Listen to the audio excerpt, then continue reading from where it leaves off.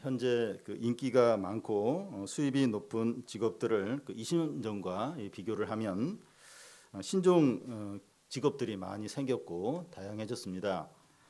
그리고 신종 직업들의 수입은 기존 직업들의 수입과 비교할 때 훨씬 더 높습니다. 이런 신종 직업들 중에 몇 가지를 좀 예를 들면 이제 그 중에 하나가 유튜버인데요.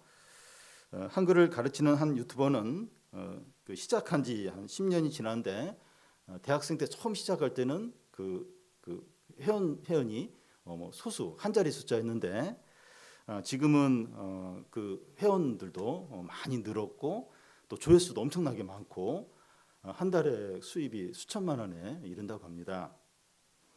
BTS를 비롯해서 이 한류 열풍이 불면서 이 한글을 배우려는 사람들이 세계적으로 크게 늘어났기 때문입니다.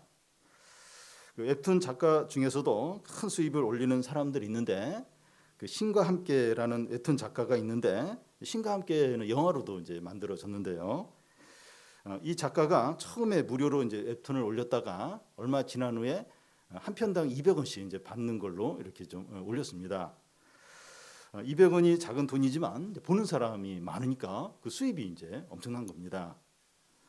또 요즘에는 그 이모티콘 같은 그림을 그려서 이렇게 이제 올려놓으면 사람들이 그 그림을 돈을 주고 사는데 많은 사람이 그 그림을 사니까 또 수입이 그게 많은 겁니다. 최근에는 이제 가상화폐 중에서 이제 폭락하는 것들이 이제 나오고 있긴 하지만 한두 해 전만 해도 이 가상화폐가 잘 될 때는 1,400배의 어떤 수익이 생기는 거예요. 그래서 막 그 수익으로 외제차도 사고 큰 집도 사고 해외여행을 다니는 사람들이 있었습니다.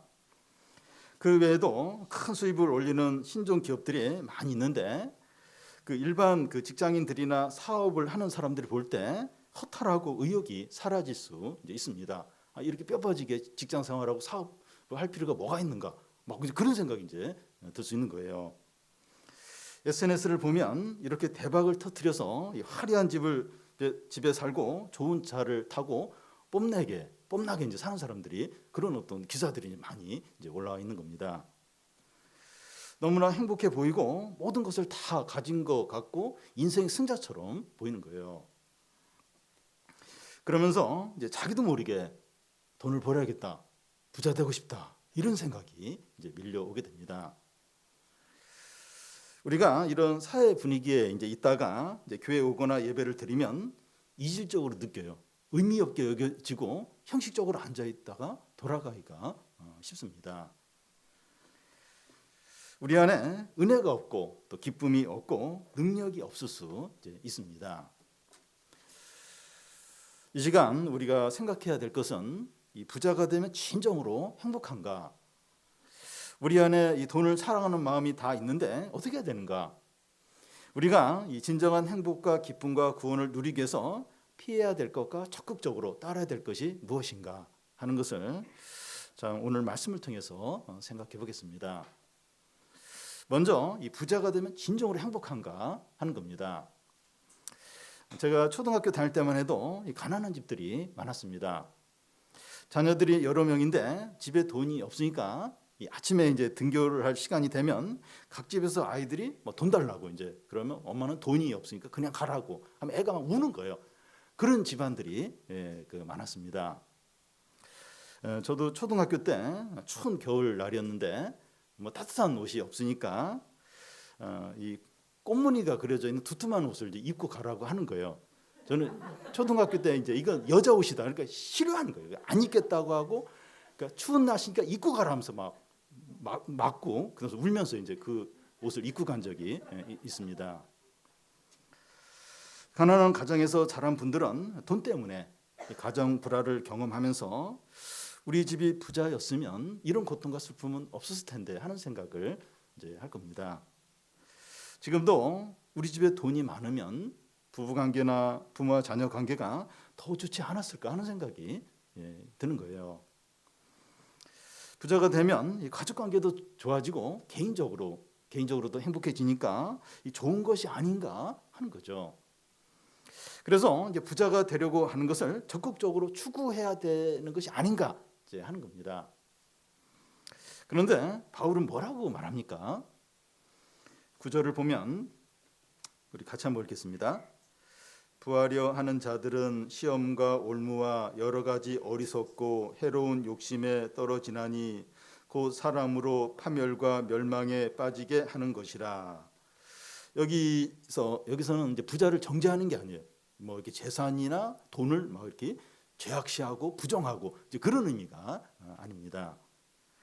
여기서 부하려고 하는 자는 돈에 욕심을 내고 이 돈 버는 것을 첫째 목표로 삼고 탐욕에 빠진 것을 말합니다.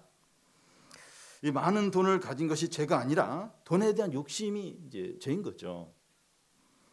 성도가 이 돈에 욕심을 낼 수 있습니다.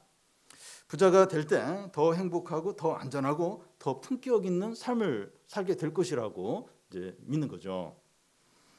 하나님은 보이지 않지만 재물은 보이고 이 말씀은 이 효과가 늦게 나타나지만 돈은 효과가 금방 나타나기 때문입니다. 그래서 이제 성도도 이제 돈을 좋아할 수 있어요. 돈에 집착을 할 수가 있습니다. 재산이 많으면 이 기도할 일이 별로 없고 하나님이 없이도 괜찮다는 생각이 들 수 있어요. 우리는 이 돈이 없어서 하나님을 간절히 찾는 삶보다는 돈이 많아서 하나님을 찾지 않는 삶을 더 원합니다. 막 그때마다 은혜가 있긴 있어요. 근데 너무 싫은 거예요.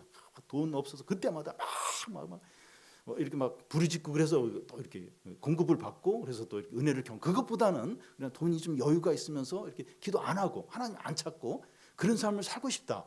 이제 그렇게 이제 그걸 더 이제 원합니다.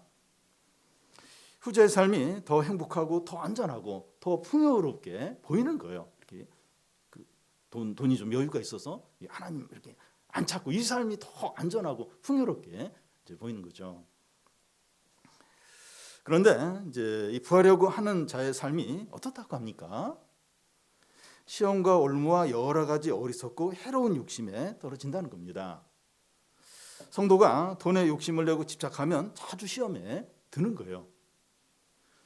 또 여기 올무에 걸린다고 하는데 올무는 이제 덫이죠.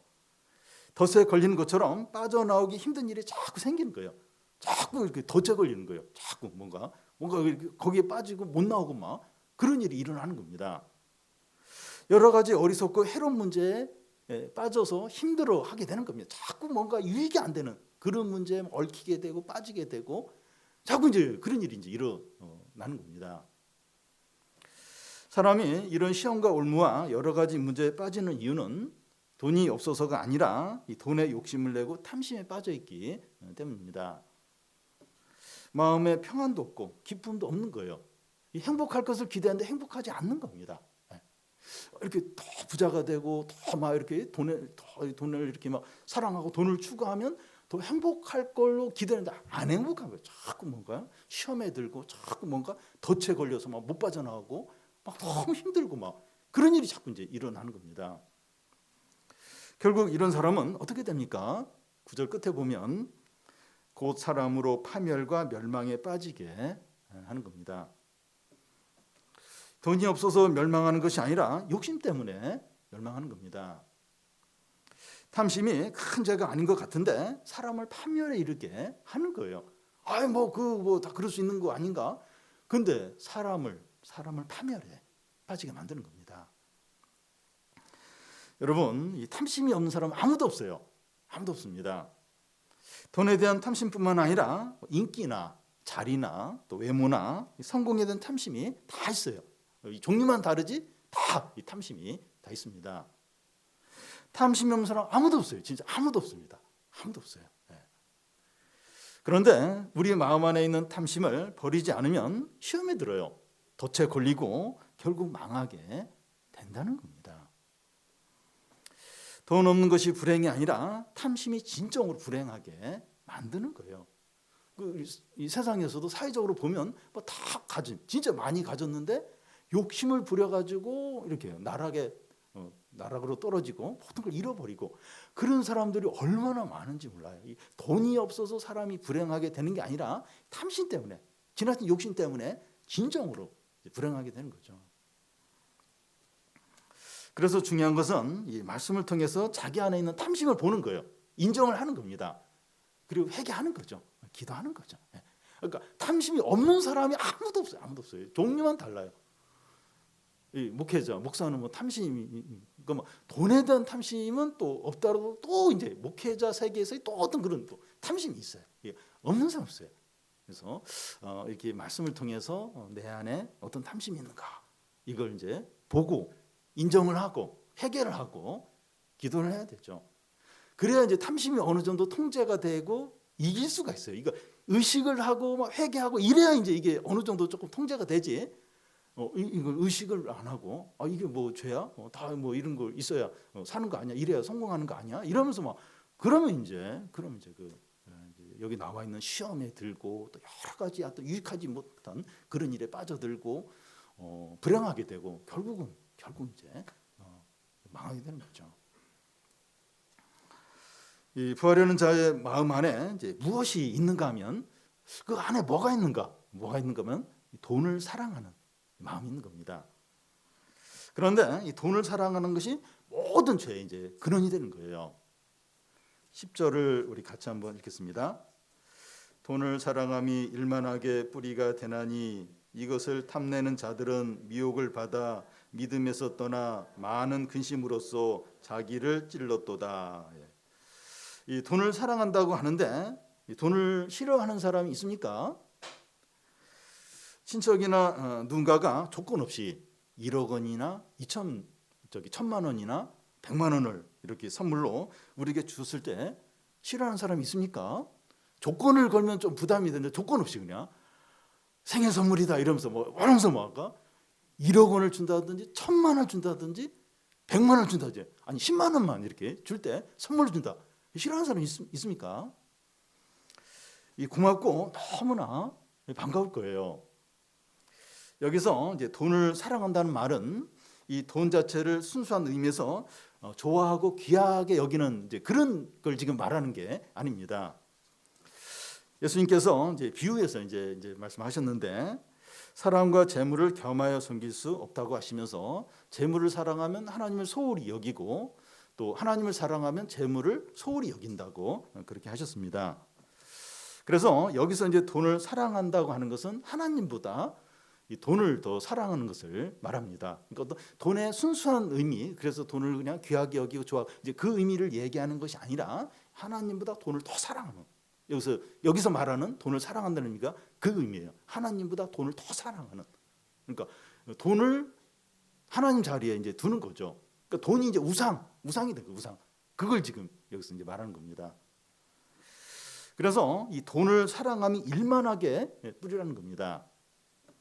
악이 이제 1만 개가 있는데 그 뿌리가 돈을 사랑하는 것이라는 거예요. 이게 뿌리라는 겁니다. 다시 말해서 모든 악은 돈을 사랑하는 데서 나온다는 겁니다. 여러분 뉴스를 한번 보십시오. 이 온갖 범죄들을 보면 돈과 관련된 범죄들이 얼마나 많은지 모릅니다.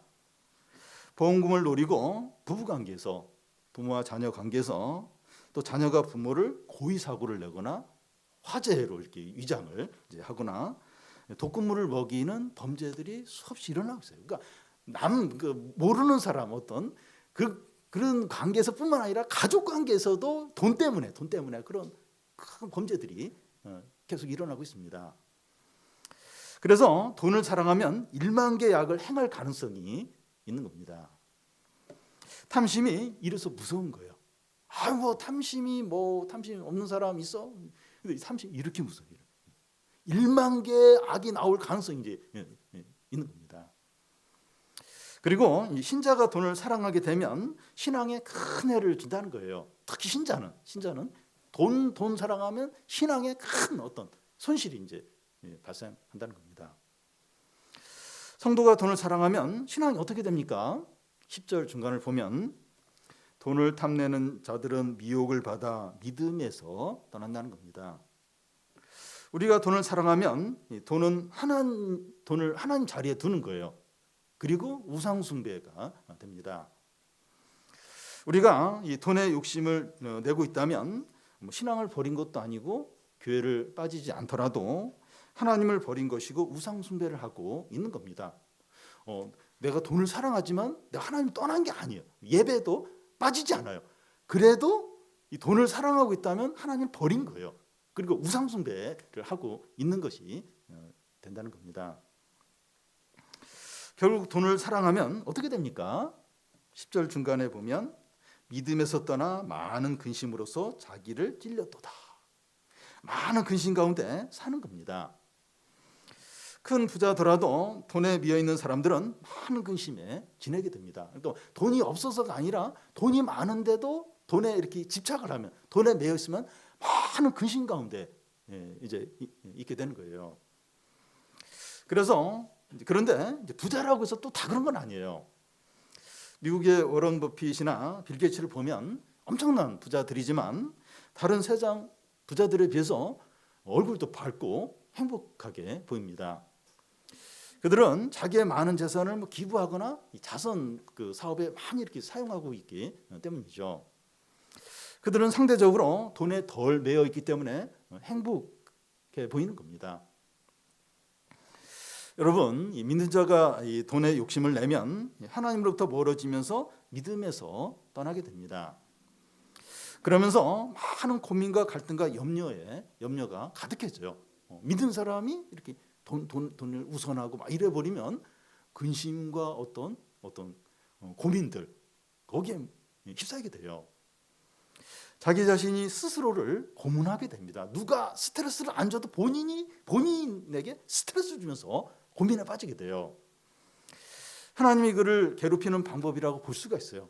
그러니까 이 성도가 이게 돈을 이제 하나님 더 사랑하고 막 집착을 하게 되면 그 스스로가 너무 걱정을 하는 거예요. 막 근심하고 그게 하나님이 그 성도를 고문하는 방법이라는 거예요. 뭐 다른 거 안 해도 본인이 막 그 스트레스를 받으면서 막 그 힘들어하는데 그게 하나님이 그 성도를 벌 주는 이제 하나의 방법이라는 겁니다.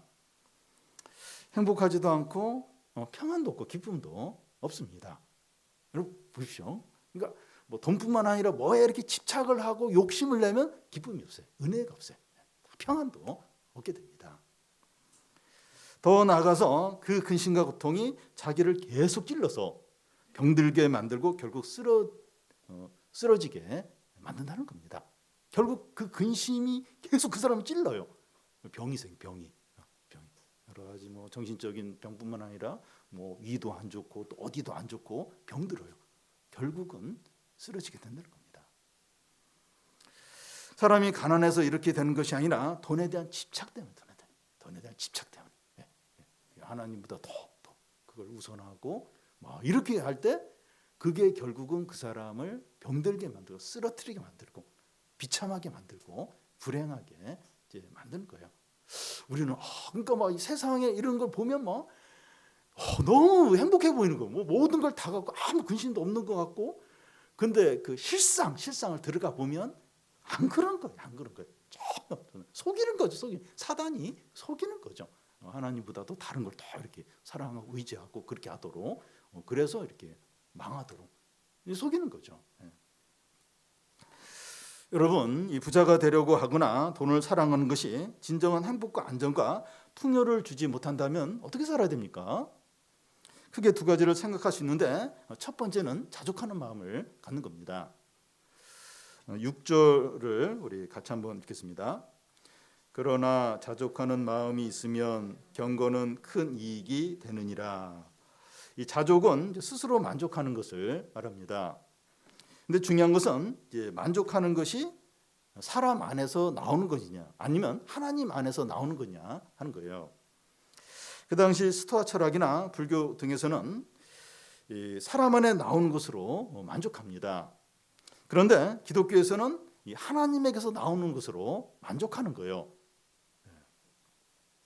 빌립보서 4장 13절의 말씀처럼 내게 능력 주시는 자 안에서 내가 모든 것을 할 수 있는 거죠.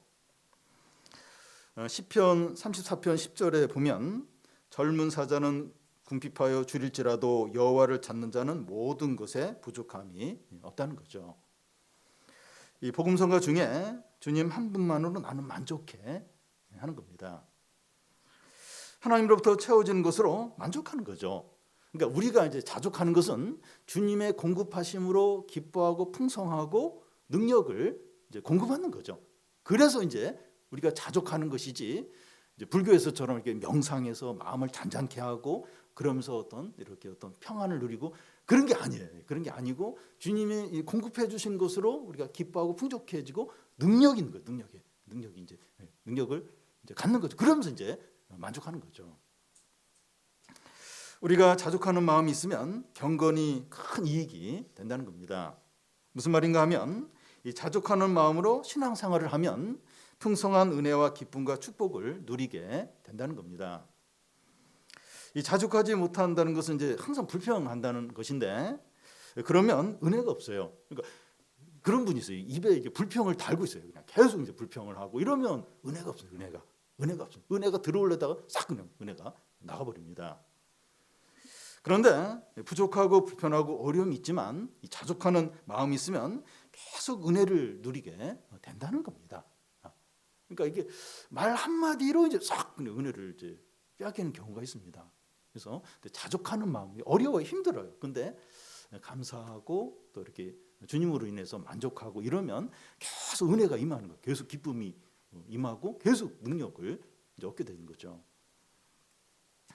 그래서 성도에게 이 자족하는 것이 참 필요한데, 이 자족하기 위해서 그럼 어떻게 해야 됩니까? 7절, 8절을 우리 한 절씩 교대를 읽겠습니다. 우리가 세상에 아무것도 가지고 온 것이 없음에 또한 아무것도 가지고 가지 못하리니.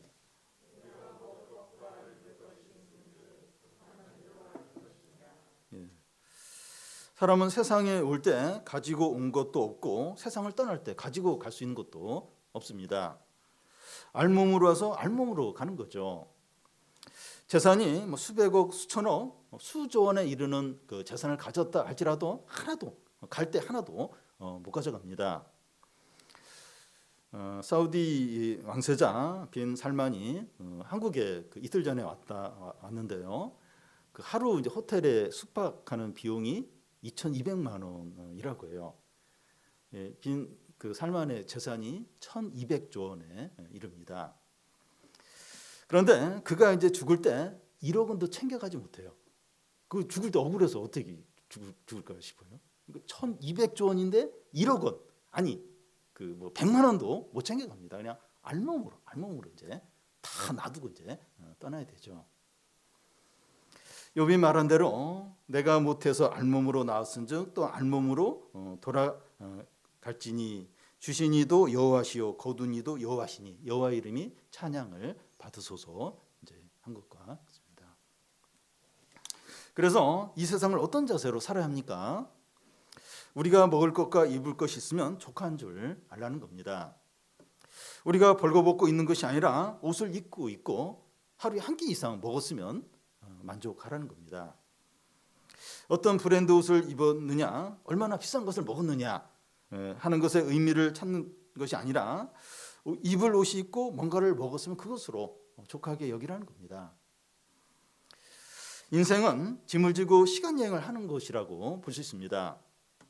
여행을 다니는데 짐이 많으면 고생인데 짐이 이제 적으면 그만큼 이제 편하죠. 우리가 인생을 사는데 재산이 꼭 많아야 하거나 경제적인 수준이 어느 정도 이르러야 하는 게 아닙니다. 성도는 하늘의 영원한 본향을 향해 가는 순례자들인데 많은 짐을 짊어지고 갈 필요가 없고 꼭 필요한 것들만 가져가면 되는 거죠. 전세나 월세를 살 때는 이 가정 삶이 많지 않은 게 이제 편한 것처럼 이 성도의 인생에서 재산이 그렇다는 겁니다. 너무 많으면 막 고민도 많고 걱정도 많고 적당히 시편에 그 고백한 것처럼 너무 많게도 해서 교만하지 않게, 너무 또 재산이 적어서 뭐 이렇게 도둑질을 하지 않게 적당히 달라고 이제 그렇게 기도하는 시편 기자가 있는데, 그러니까 막 재산이 그렇다는 게 좀 그래 이렇게 그냥 어느 정도만 있으면 좋다는 거죠. 현대인들에게는 이 절대적인 빈곤보다 상대적인 빈곤이 큰 문제로 이제 여겨집니다.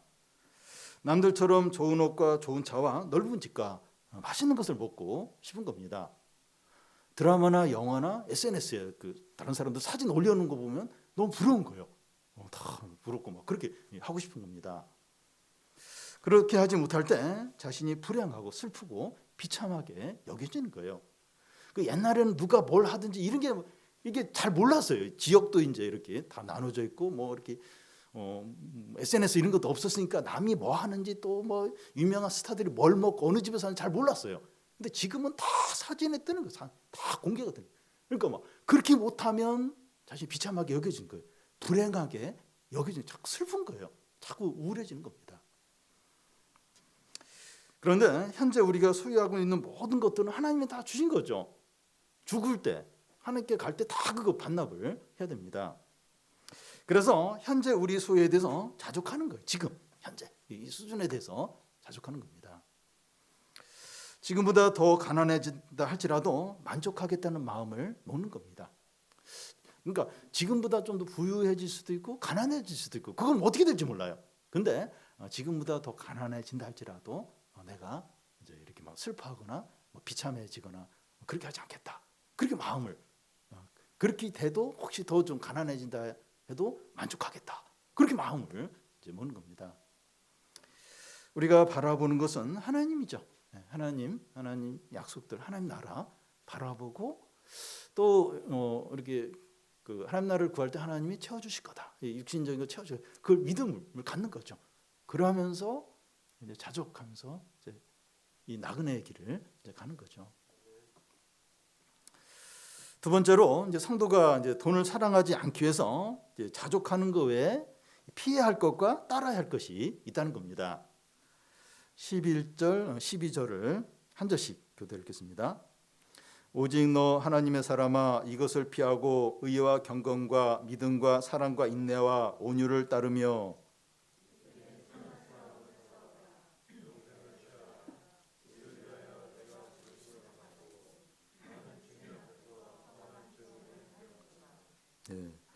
그 11절 앞에 보면 오직 너 하나님의 사람아 하는데 이 한글 성경에는 오직 앞에 그러나가 생략이 되어 있습니다.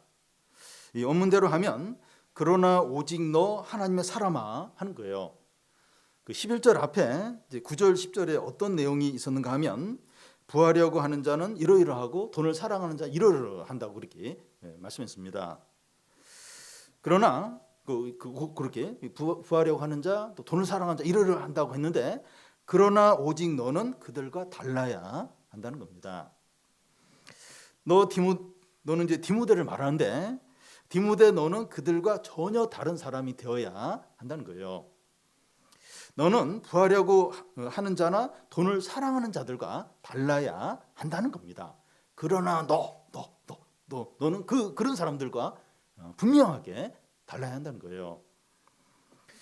오늘날 믿는 자들의 가장 심각한 문제 중에 하나가 이 세상 사람들과 차이가 없어진다는 겁니다. 노이 존스 목사가 그 현대 이제 신자들이 믿지 않는 사람들과 구별되지 않는 이게 기독교의 가장 심각한 문제 중에 하나라고 말한 적이 있습니다. 주일날 교회를 가거나 식사할 때 기도를 하거나 몇몇 가지 외에는 이 세상 사람들과 차이가 없는 겁니다.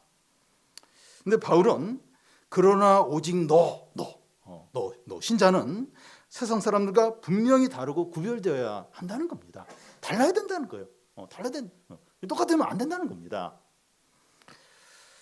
그러나 오직 너 하나님의 사람아에서 이 하나님의 사람이라는 호칭은 구약에서 엘리야나 엘리사나 또 다니엘이나 몇몇 선지자들에게만 사용했던 호칭입니다. 영광스럽고 존귀한 호칭이죠. 이 하나님의 사람이라고 하면 이 하나님의 속한 자이고 또 하나님께 헌신되어 사용되는 자를 이제 가리킵니다. 신약에서는 성도나 그리스도인이나 하나님의 자녀라는 호칭과 이제 같습니다. 그리스도가 자신의 피값을 사셔서 자신의 확실한 소유로 삼은 자들을 이제 가리키는 거죠. 하나님의 사람, 성도, 하나님의 자녀, 또 그리스도가 피로 산 자들 같은 의미예요. 하나님의 이제 소유라는 거죠. 예수를 믿는 우리가 하나님의 사람이에요. 여기 그러나 오직 하나님의 사람아 하는데 예수 믿는 우리가 이제 하나님의 사람이죠. 그래서 우리는 이 하나님의 사람답게 구별되어 살아야 합니다. 모든 사람들이 이 돈을 사랑하고 탐신대로 살아가는데 우리는 하나님의 사람으로 달라야 돼요. 다 그래, 다 그래요. 근데 우리는 이제 하나님의 사람으로 달라야 돼요. 이 세상 사람들과 구별이 돼야 됩니다. 세상 사람들이 다 그렇게 살아도 그러나 오직 너 하나님의 사람아 달라야 된다는 거예요. 그러나 오직 너 하나님의 사람아 달라야 된다. 구별돼야 된다. 이 믿는 자들이 점점 차이가 없어요. 이게 이제 가장 심각한 문제고 이게 이제 세상이 이제 세상이 멸망해가는 함께 멸망해가는 그런 어떤 조짐이죠. 세상의 빛과 소금이라고 했는데 달라야 이제 빛과 소금의 역할을 하시는 거죠. 그래서 그러나 오직 너 하나님 사람 달라야 되는 거예요. 바울은 이 하나님의 사람답게 사는 것이 어떤 것인지 4가지로 말씀합니다. 11절에서 12절 중간까지를 보면 오직 너 하나님의 사람아 이것을 피하고 의와 경건과 믿음과 사랑과 온유와 인내와 온유를 따르며 믿음의 선한 싸움을 싸우라 영생을 취하라. 4가지 동사를 말하고 있는데 피하고 따르고 싸우고 취하라는 겁니다. 하나님의 사람답게 사는 것으로 첫 번째는 이것을 피하라는 거예요. 여기서 이것들은 바울이 그동안 디모데에게 말한 모든 것을 가리킨다고 할 수 있는데 특히 바로 앞에 나와 있는 탐심을 취하는 것, 탐심을 버리고 또 돈을 이제 사랑하는 걸 이제 버리라는 겁니다. 탐심은 그 일만하게 뿌리고 파멸에 이르게 하기 때문이죠. 우리가 하나님의 사람이면 이 돈을 사랑하거나 탐심을 이제 피하는 겁니다. 이 먹을 것과 입을 것이 있으면 족하게 여기고 하나님으로 이제 만족을 해야 합니다. 이 두 번째는 적극적으로 따라야 할 것이 있습니다. 하나님의 사람은 이제 피하기만 하면 안 되고 적극적으로 따라야 할 것이 있는 거예요. 무엇을 따라야 됩니까? 의와 경건과 믿음과 사랑과 인내와 온유를 따르는 겁니다. 이 6가지는 탐심과 반대되는 거예요. 2가지씩 묶어서 이제 살펴보면 좋겠는데요. 먼저 의와 경건입니다. 그래서 의는 이제 공의를 말하는데 사람들과의 관계에서 여러 가지 이해 문제가 생길 때 공의를 따라 행하라는 겁니다.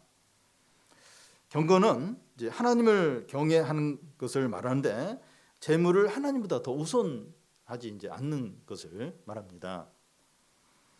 다른 2가지는 이제 믿음과 이제 사랑인데 믿음과 사랑은 동전의 양면과 같이 항상 같이 갑니다.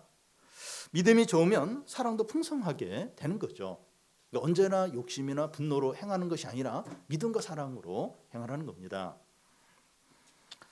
이 나머지 2가지는 인내와 이제 온유인데 인내는 어려운 상황에서 참는 것이고 온유는 힘들게 하는 사람에게 참는 것을 말합니다. 정리하면 이 하나님의 사람은 소극적으로는 탐심을 버리고 적극적으로는 의와 경건과 믿음과 사랑과 인내와 온유를 행하는 겁니다.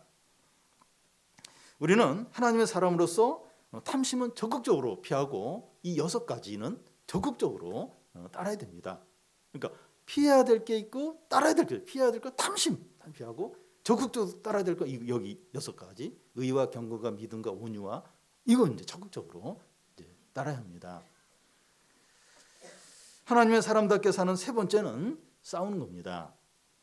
여기서 싸우라는 용어는 운동 경기에 이제 사용하는 용어인데 바울은 그 당시 올림픽 경기를 보면서 이제 이 용어를 이제 사용을 이제 했습니다.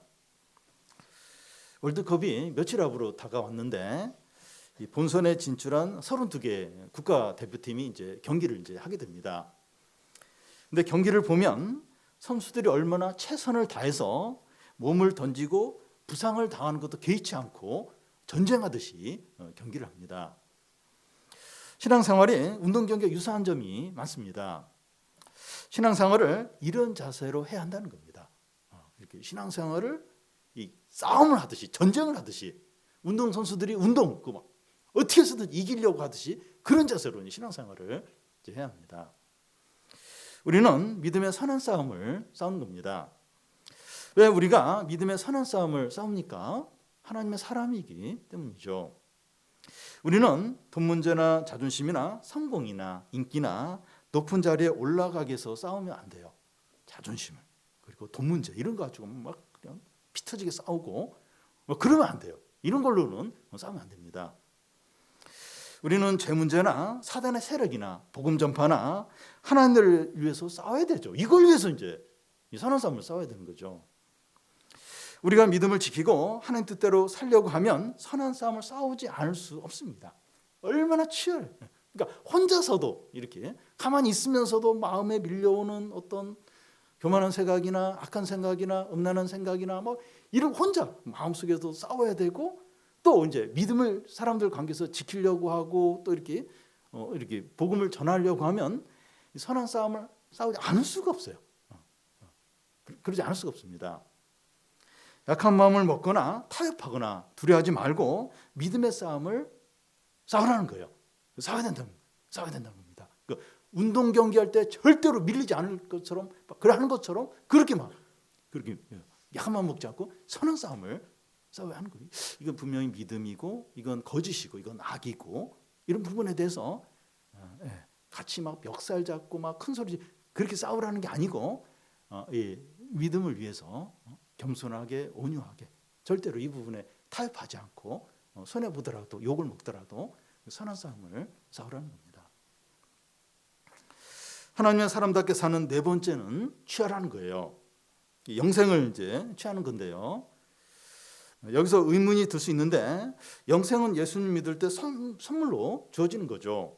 그런데 우리의 노력으로 영생을 취할 수 있느냐 하는 겁니다. 그리고 디모데 같은 신앙의 인물에 대해서 영생을 얻지 못한 것처럼 영생을 취하라고 하는 것은 부적합한 말이 아닌가 하는 겁니다. 디모데에게 영생을 취하라 하는 거예요. 영생은 예수님 믿을 때 이미 취했는데 그리고 또 디모데는 믿음이 좋은데 왜 영생을 취하라고 할까? 부적합한 어떤 말로 이제 들릴 수 있어요. 물론 영생은 예수님 믿을 때 하나님이 주시죠. 그런데 받아서 가지고 있는 것과 그것을 소중하게 여기고 잘 누리는 것과는 다릅니다. 그러니까 예수님 믿을 때 영생을 받았어요. 영생이 있어요. 그래서 그 영생을 가지고 있는 것과 영생을 소유하면서 잘 사용하고 누리는 것과는 다르다는 거예요. 마치 아주 좋은 책, 아주 비싸고 좋은 책을 샀어요. 사서 그냥 책꽂이에 계속 꽂아 놓는 것과 그 책을 빼서 이렇게 그 책을 참 이렇게 귀하게 여기면서 그 책을 읽고 또 자기 것을 소화하고 하는 것과 차이가 있는 것과 같습니다. 영생을 취하라는 말을 이제 그런 의미로 이제 생각을 해야 합니다. 하나님께서 영생을 선물로 주셨는데 그 영생을 소중히 여기고 잘 누리고 즐거워하라는 겁니다. 그런데 많은 성도들이 영생이 우리에게 주어졌다는 사실을 잊어버리고 살아가고 있습니다. 은행에 돈이 얼마나 있는 것은 분명히 기억을 해요. 돈 나가고 들어가는 그 분명히 기억을 하는데 영생이 있다는 사실은 잊어버리고 사는 겁니다. 우리는 우리 안에 영생이 있다는 사실을 얼마나 인식하며 살아갑니까? 내 안에 영생이 있다. 이걸 얼마나 이렇게 의식을 하면서 이걸 누리면서 사용하면서 살아갑니까? 영생이 뭐죠? 영생이 뭡니까? 하나님 아버지와 예수 그리스도를 아는 거죠. 하나님의 생명이죠. 하나님의 생명, 하나님의 모든 것이죠.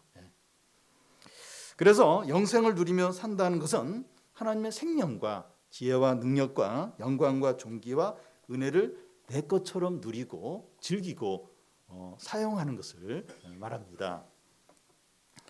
여러분 우리가 이 카드를 사용하듯이 그 영생을 사용하고 누리며 사는 겁니다.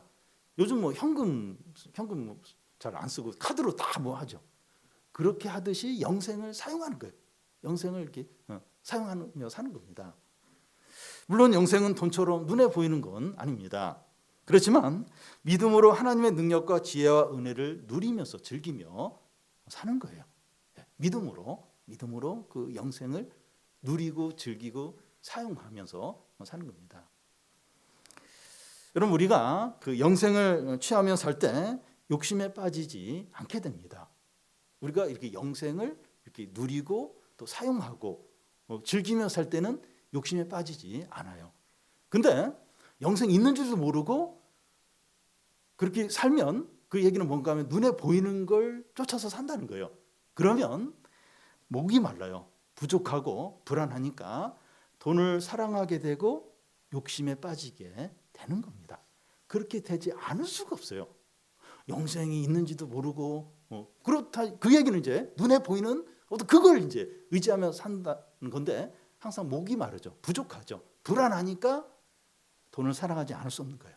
탐심을 내지 않을 수 없는 겁니다. 그러니까 그러면 이제 앞에 나와 있는 그런 막 덫에 걸리고 또 막 근심하게 되고 결국은 이제 멸망에 이르 비참하게 되는 거죠. 물론 성도는 그렇게 해서 뭐 끝장나는 거 아닌데 그렇게 막 나락에 떨어지고 나서 다시 회개하고 다시 회복이 돼요. 근데 그런 과정이 너무 이제 힘든 거예요. 그럴 과정을 거칠 필요가 없다는 거죠. 우리가 영생을 취할 때, 영생을 누리고 또 소유하고 그럴 때 이런 욕심에 빠지지 않게 되고 돈을 사랑하는 이런데 이렇게 흔들리지 않게 된다는 거죠. 사랑하는 여러분, 영생을 취하십시오. 적극적으로 영생을 누리며 사시기를 바랍니다. 영생을 맛보며 사는 사람이 얼마나 풍성하고 놀라운지 깨달으시기를 바랍니다. 돈과 재산이 실제적인 것처럼 영생도 실제적이에요. 믿음으로 영생을 취하는 자에게는 실제적이에요. 그러니까 그걸 안 믿고 이렇게 그렇게 하면 그냥 영생이 없어요. 아무것도 아니에요. 근데 이 영생을 믿음으로 취하고 누리고 사용하는 사람은 그 사람에게 실제적인 현금보다도 카드보다도 더 실제적으로 이렇게 누려지고 그걸 맛보게 됩니다. 12절 중간에 보면 내가 부르심을 받았고 하는데 디모데가 부르심을 받은 목적이 영생을 취해서 누리도록 하기 위해서라는 거예요. 하나님 우리를 부르신 목적도 같다는 겁니다. 하나님 왜 우리를 부르셨을까? 하나님 부르시는데 뭐 세상 사람들처럼 뭐 좋은 걸 준 것도 없어요. 그럴 수 있어요. 근데 주님이 우리를 부르신 목적 영생을 취하도록, 영생을 누리도록, 사용하도록 그 하나님의 생명과 지혜와 능력과 기쁨과 하나님의 모든 걸 사용하도록, 막 누리도록 그러기 위해서 우리를 이제 부르신 거죠. 그러니까 추수감사주일 하면서 뭐 별로 이렇게 뭐 특히 올 한 해는 어려움도 많았고 경제적으로 어렵고 막 힘든 일이 많았어요. 그래서 감사할 일이 별로 없을 수 있는데, 근데 이거 감사할 진정한 제목이 영생. 주님 우리를 부르신 목적도 영생을 취하라. 하나님의 생명과 하나님께 있는 모든 좋은 것을 다 누려라. 믿음으로 누려라. 이걸 이제 주기 위해서 부르신 거죠. 우리는 이거 한 가지만으로도 얼마든지 감사하고 기뻐하고 찬양할 수 있습니다. 이제부터는 영생을 붙잡고 영생을 누리는 삶을 다 사시기를 바랍니다.